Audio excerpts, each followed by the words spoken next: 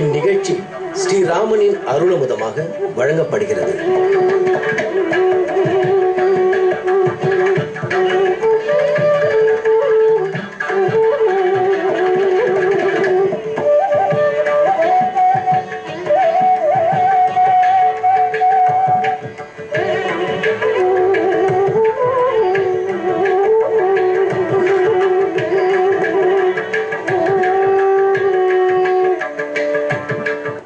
सहस्रार शिखाति तीव्रम सुदर्शनम भास्कर कोटि तुल्यम सुरद्विषाम प्राणविनाशि विष्णोः சக்கரம் சதாஹம் சரணம் பிரபத்யே.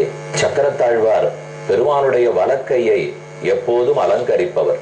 அப்போது நாம் பெங்களூரில் உள்ள ஜூகனஹள்ளி ராஜாஜிநகர் 2வது பிளாக்கில் உள்ள ஜூகனஹள்ளி கோதண்டராம சுவாமி கோயிலை அடைந்துள்ளோம்.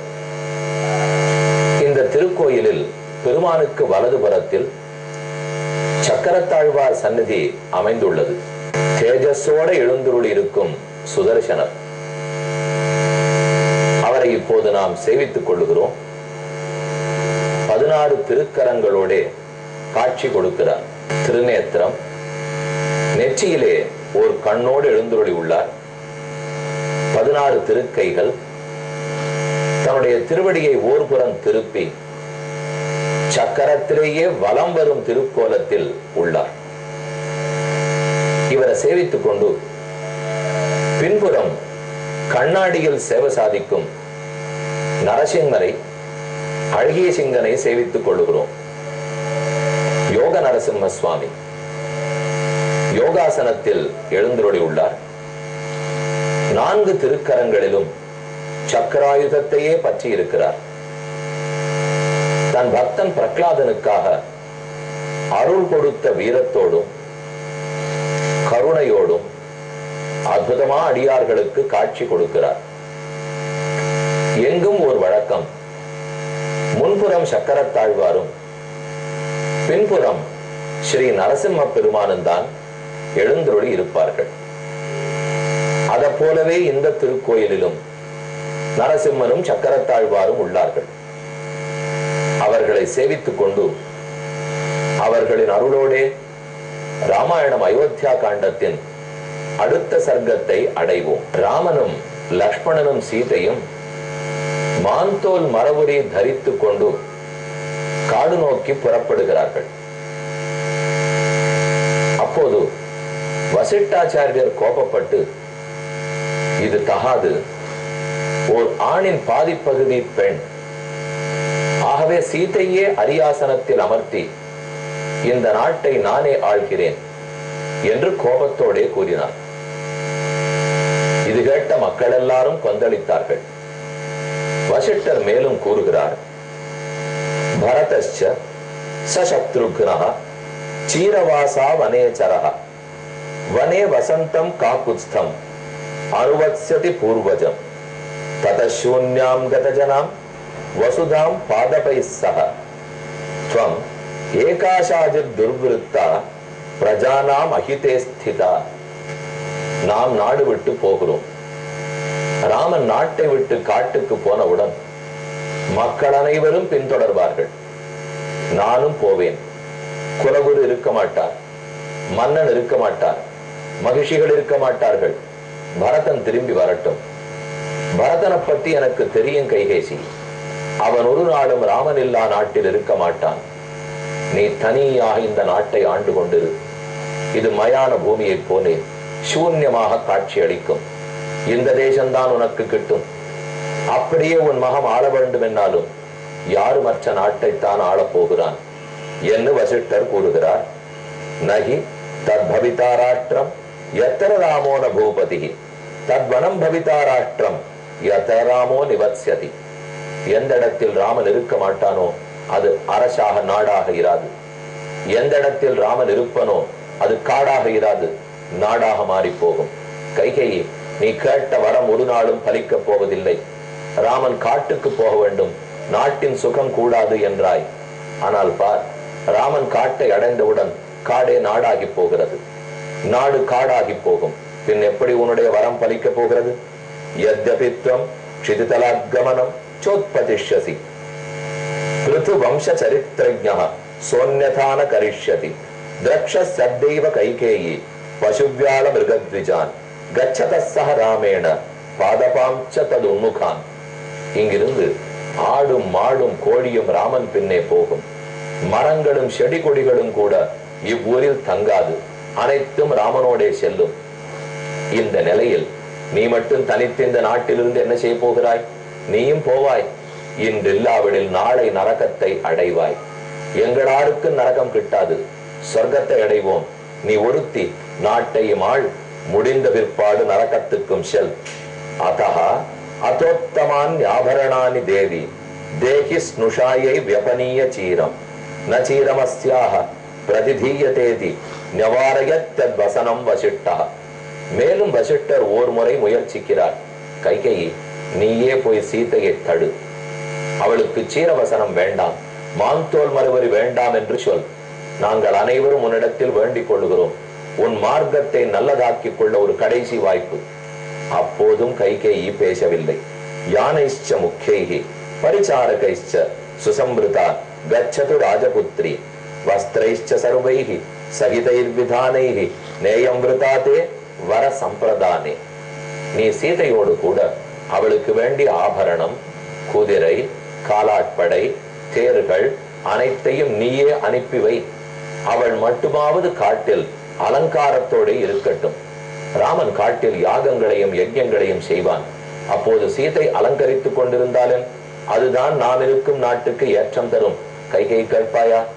ஆனால் அவள் கேட்காமலே போனாள். வசிஷ்டர் கூறுகிறார், கோசல சராச்சரம் எப்போதும் ராமனைத்தான் எதிர்பார்க்கும். கோகுலத்தில் எதெல்லாம் சுற்றி இருந்தனவோ எல்லாம் கண்ணனை கொல்ல பார்க்கும். எங்கோ காளியன் மடுவில் ஒரு பாம்பு இருந்தது. ஆனா அந்த பாம்பு கண்ணனை கொல்ல வந்தது. வத்சாசுரன் ஒரு கண்ணுக்குட்டி வடிவத்தில் அசுரன் ஆவேசித்து கொல்ல வந்தான். தாய்ப்பால் கொடுக்கும் பூத்தனை அசுர பெண்ணாக வந்தாள். ஏதோ விளாம்பழம், கபித்தாசுரன் விளாம்பழ உருவத்திலேயே அசுரன் வந்தான். சகடாசுரன், திருநாவர்த்தாசுரன், ஒரு கழுதை நிற்கிறது, கழுதையை கொண்டு விளையாடலான்னு பார்த்தா தேனுகாசுரன், கொக்கு நிற்கிறது பகாசுரன், குதிரை வர்றது கேசி. இப்படி ஒன்னொன்னும் எதெல்லாம் பக்கத்தில் இருக்குமோ கோகுலத்தில் அனைத்தும் அசுரம். ஆனால் கோசலத்தில் அப்படி அல்ல. அயோத்தியில் அனைத்தும் ராமன் ராமனன்னே வாழும். கைகேயி, இது புரியாமல் நீ நடந்து கொள்ளுகிறாய் என்று வசிஷ்டர் கூறினார். ஆரும் கேட்கவில்லை. அனைவரும் அழுகிறார்கள். ஆனால் கைகேயி தைரியமாக இருந்தாள். அடுத்த சர்க்கம் 38வது சர்க்கம். தஸ்யாம் சீரம் வசானாயாம் நாதவத்ஸ்யாம நாதவத் பிரசுக்ரோஷ ஜனசர்வோ திக்வாம் தசரதம் திதி. அனைத்து மக்களும் வருத்தப்பட்டு, தசரதா, உனக்குத்தான் இந்த இத்தனை பாபமும் அடைய போகிறது. நீதான் இத்தனைக்கும் காரணம். தேன தத்திர பிரணாதேன துக்கித மஹீபதி. இப்படி மக்கள் அனைவரும் ஒரே குரலில் சொல்லுவதை கேட்ட தசரதன் மிகவும் துயருற்றான். துயருற்று மயக்கமடும் நிலைக்கு அடைந்தான். சுகுமாரீச்ச பாலாச்ச சததஞ்ச சுகோச்சிதா நேயம் வனச யோக்கியதி சத்தியமாக குருர்மம. நானும் சொல்லுகிறேன், என் குருவான வசிஷ்டரும் சொல்லுகிறார், இந்த சிறு பெண்ணால் காட்டு வியாதியை தாங்கிக் கொள்ள முடியாது. காட்டின் துன்பங்கள் இவள் தாங்க மாட்டாள். ஆகவே இயம் ஹி கஸ்யாபி கரோதி கிஞ்சித் தபஸ்வினி ராஜவரஸ்ய புத்ரி சீராணி சீராண்யாபாத் ஜனகஸ்ய கன்யா நேயம் பிரதிஜ்ஞா மம தத்தபூர்வா. கைகேயி, நான் உனக்கு வரம் கொடுத்தேன் வாஸ்தவம். அதை வைத்துத்தானே என் கழுத்தை முறிக்கிறா போல நடந்து கொள்கிறாய். ஆனால் வரம் கொடுத்த போது வருகின்ற மருமகளை மாந்தோல் மரபொறி உடுத்தி காட்டுக்கு அனுப்புகிறேன் என்ன வரம் கொடுத்தேன்? 2 வரம் கொடுத்தேன். அதில் ஓர் வரத்தால் ராமனை காட்டுக்கு போக சொல்லுகிறாய். ராமன் தானே காடாக வேண்டும், ஏன் மருமகள் போக வேண்டும்? அந்த மருமகளேன் மாந்தோல் மரபொறி தரித்துக் கொண்டு போக வேண்டும். இப்படி நான் எந்த வரமும் கொடுக்கவில்லையே. இல்லாததை நீ கேட்டு வஞ்சிக்க பார்க்கிறாய். ராமேண யதிதே பாபே கிஞ்சித் கிருதம் அசோபனம் அபகாரஹ கைஹதே வைதேஹ்யா தர்ஷிதோ வைதேஹ்யா தர்ஷிதோ அதமே. அதமே, தாழ்ந்தவளே, பாபத்தால் உயர்ந்தவளே, ராமேண எதிதே பாபே கிஞ்சித் கிருதம் அசோபனம். உனக்கு ராமன் என்னைக்கான ஏதாவது தப்பு பண்ணிருக்காரா? உன் நாட்டை பறிச்சிருக்காரா? தன் தாயை விட உன்னை குறைவாக நடத்தி இருப்பாரா? மதிப்பில்லாம நடத்தி இருப்பாரா? ஏதும் இல்லையே. பின் எதற்கு நீ அவனை பழி தீர்த்துக் கொள்ளுகிறாய்? மிருகி ஓர் புல்ல நயனா மிருதுஷீலா மனஸ்வினி அபகாரம் கமிவதே கரோதி ஜனகாத்மஜா. ஜனகனுடைய பெண் சீதை உனக்கு என்ன செய்தாள்? உன்னை மாமியாராகவா நினைத்தாள்? உன்னை தன் தாயாகத்தான் இதுகாரும் சீதை நினைத்தாள். இது கண்டாவது உன் மனம் இறங்காதா?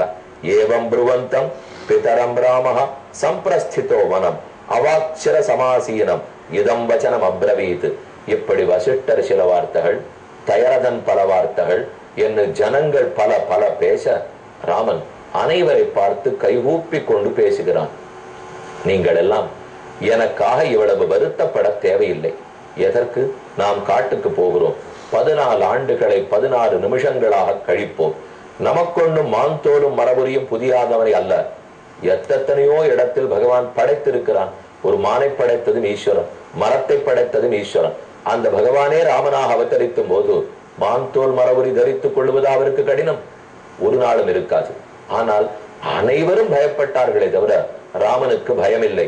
கவலை வேண்டாம், என் தாயை பற்றி தான் எனக்கு கவலையாக உள்ளது. தந்தையே, எனக்கு மாந்தோல் மரபுரி ஆபரணம், சீதைக்கு ஆபரணத்தை பத்தி பேசுகிறீரே. இந்த நாட்டுக்கே ஆபரணமாக இருப்பவள் கௌசல்யா. அந்த கௌசல்யா தேவி என்னை பிரிந்து துன்பப்பட போகிறாள்.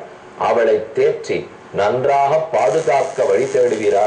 அதை விட்டுவிட்டு என் மாந்தோல் மரபுரியை பத்தி கவலைப்படுகிறீரே, இது ஆகாது. எம் தார்மிக கௌசல்யா மம மாதா யசஸ்வினி விருத்தா சாப்துருஷீலாச்ச நச்சத்வாம் தேவ கர்ஹதே. இதுவரைக்கும் உம்மை குற்றம் சொல்லி இருப்பாளா? யாரையாவது தவறாக நடத்தி இருப்பாளா? அந்த கௌசல்யை பாதுகாப்பதுதான் என்னை பொறுத்தவரை மிகவும் முக்கியம்.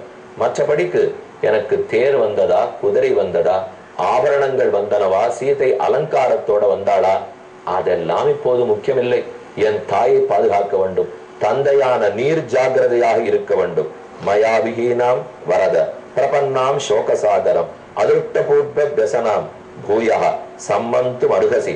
நீர் இப்போது சோகப்படாமல் என் தாயை காப்பாற்றி கொடுக்க வேண்டும். நீரே சோகப்பட்டு அழுத அலற்றினால் தாயை யார் காப்பாற்றுவார்கள்? வேண்டாம். இமாம் மகேந்திரோபமஜாத கர்த்தினீம் ததா விதாதும் ஜனனீம் மமார்கசி யதா வனஸ்தே மயி சோக தரிசிதா ந ஜீவிதம் நஸ்ய யமக்ஷயம் பிரஜேத். அடுத்தொன்று நடக்கும். நான் காட்டுக்கு போனவுடன் என்னுடைய பிரிவு தாழாமல் கௌசல்யை தற்கொலை பண்ணி கொள்ளலாம். அப்போதுதான் நிஜத்தில் நரகத்துக்கு போவாள். அல்லது கௌசல்யை தானே பட்டினி கடந்து உயிரை மாய்த்து கொள்ளலாம். அப்போதும் நல்ல கதி கிடைக்காது. நம்மை அழித்துக் கொள்ளும் முடிவு நம்மிடத்தில் இல்லை. நாம் செய்யக்கூடாது. பெருமான் எது நாள் வரை பூலோகத்தில் வைத்து பணிவிடைகளை செய்ய சொல்லுகிறாரோ கைங்கரியம் செய்ய வேண்டும். நம்மை நாமே ஆத்மஹத்தின்னு சொல்லுவார்கள். தற்கொலை செய்து கொள்ளவோ வேணுமென்று உபவாசம் இருந்து உயிர் துறக்கவோ இதேது நமக்கு தகுதி கிடையாது. ஆனால் எனக்கு ஒரு பயம். நான் நாட்டை பிரிந்து சென்றவுடன் கௌசல்யால் தாங்க மாட்டாமல் அவளே உயிர் மாய்த்துக் கொள்ளலாம், மயக்கம் அடையலாம், படுக்க விட்டு எழுந்திருக்காமல் போகலாம். இதுத்தனே காப்பாற்ற வேண்டிய நிலையில் நீர் இருக்கிறீர். 60,000 வருஷம் நாட்டாண்டது இருக்கட்டும். இப்பதான் பரீட்சை நேரம். நான் நாட்டிலிருந்து புறப்பட்டு போனவுடன் ஓர் பக்கம் உமக்கு வருத்தம், மற்றொரு பக்கம் கௌசல்யக்கு வருத்தம். ஒருத்தருக்கு ஒருத்தர் தேர்ச்சி கொள்ள வேண்டும்.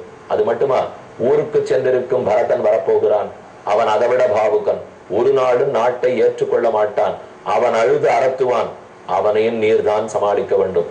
அவன் தம்பி சத்ருகனன் தன் அண்ணன் பரதனுக்கு ஒரு ஆபத்து என்றவுடன் அவன் தாங்க மாட்டான். இப்படி எத்தனையோ ஆபத்துக்கள் மேல் வரவிருக்கின்றன. அதத்தனை விட்டுவிட்டு நாட்டுக்கு ஆபத்து, உமக்காபத்து, கௌசல்யக்காபத்து, வரும் பரதனுக்கு வருத்தம், சத்ருகனுக்கு தாட்சி, இதெல்லாத்தையும் பத்தி யோசித்து என்ன பண்ணணும்னு பார்ப்பீரா? அதை விடுத்து எனக்கு ஆபரணம் கொடுத்தோமா, சீதைக்கு மாந்தோலா மரபுரியா, அவளுக்கு ஆபரணமா அலங்காரமா, ஜனகர் என்ன சொல்லுவாரோ, இப்ப அதெல்லாமா முக்கியம்? எனக்கு இது ஏதிலும் விருப்பம் இல்லை. நம் தாயான கைகேயி சொல்படி நான் புறப்படுகிறேன். நாட்டை ரட்சித்துக் கொள்ளும், கௌசல்யாகிற மாதாவை ரட்சியும், இனி என்னை பற்றி கவலைப்பட வேண்டாம் என்று ராமன் பேச பேச உயிரே பிரிந்து போகிறா போலே வந்தாளின் இளவணங்கி வடநகரம் தொழுதேத்த மன்னனாவான் நின்னாயே. இன்று கானகத்துக்கு போன்னு நான் அனுப்பி வைத்தேனே, காட்டுக்கு போகும் வயது எனக்கு, நாட்டை ஆளும் வயது உனக்கு என்று தயரதன் பெருங்குரலில் புலம்பத் தொடங்குகிறார். என்ன புலம்பினார் என்று பார்ப்போம்.